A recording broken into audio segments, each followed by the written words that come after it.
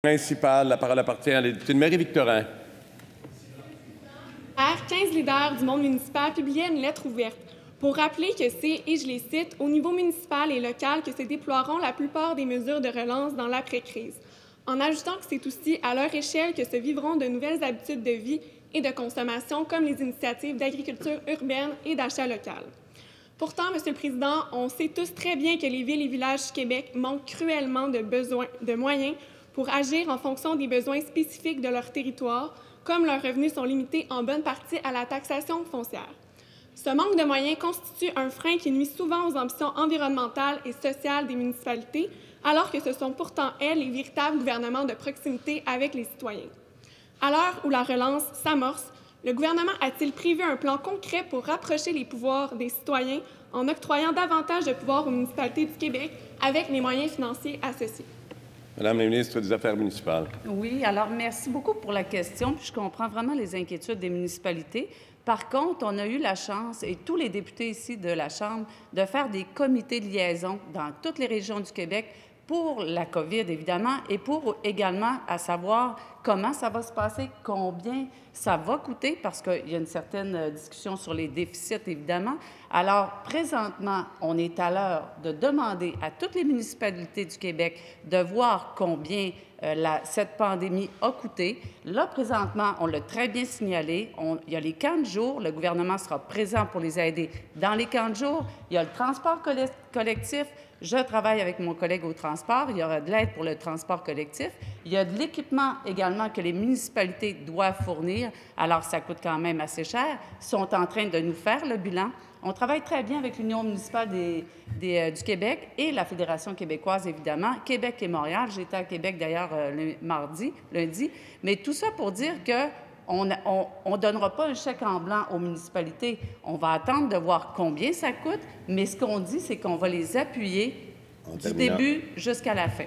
Première complémentaire, Madame la députée de Marie-Victorin. Monsieur le Président, je suis contente que la ministre reconnaisse l'ampleur des besoins des villes pour ce qui est de la crise. Mais il va falloir que ça vienne avec des actions concrètes. Puis je l'invite à avoir une réflexion aussi beaucoup plus large de fond sur l'importance de la décentralisation. En ce moment, on sait que c'est le gouvernement du Québec qui a la possibilité de donner plus de pouvoir aux municipalités, mais en même temps, c'est aussi au fédéral que se trouve une bonne partie de l'argent des Québécois qui pourrait financer des nouveaux pouvoirs aux villes. La ministre peut-elle nous dire si son gouvernement compte arriver à un nouveau partage des pouvoirs et à obtenir du fédéral les moyens financiers associés? Madame la ministre des Affaires municipales.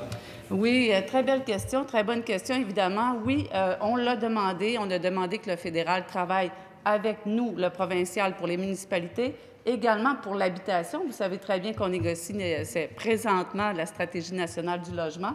Alors, nous, ce qu'on veut, c'est, oui, accompagner les municipalités. Puis, juste pour mentionner à ma collègue, il y a un fonds région ruralité. Quand vous parlez des régions, on a devancé les 4 volets. D'ailleurs, les derniers volets innovation, les montants viennent de quitter pour les municipalités. Et ce que je veux dire, les montants également pour la péréquation, on a devancé tous les montants et toutes les municipalités, dont celles qui sont en région, si je peux dire même en région éloignée, ont reçu des montants à l'avance. Deuxième complémentaire, Madame la députée. Monsieur le Président, sur la question d'une réelle décentralisation, c'est quand même dommage qu'on ne soit pas plus avancé sur la question parce que la crise qu'on vit actuellement, ça met une fois de plus l'accent sur le dysfonctionnement du partage des pouvoirs et des leviers financiers associés entre les municipalités, le Québec et le fédéral. La ministre peut-elle au moins s'engager à établir un plan de match pour rectifier la situation dans un avenir rapproché?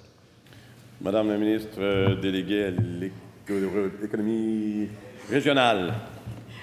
Merci, Monsieur le Président. Merci pour cette question intéressante sur la décentralisation. C'est important de dire que dans le contexte de la pandémie, on s'apprête à lancer dès aujourd'hui une grande consultation avec l'ensemble des régions, avec les élus municipaux qui seront impliqués, qui seront au cœur de la démarche pour déterminer des grandes priorités régionales. Cette relance ne doit pas être que nationale. C'est important pour nous que les acteurs de toutes les régions du Québec soient mobilisés pour faire en sorte qu'on arrive à relancer l'économie du Québec partout. Et on compte aussi sur cette relance pour s'assurer que les petites communautés, les municipalités rurales puissent avoir une place de premier plan dans cette relance et qu'on ne dévitalise pas davantage le reste du Québec.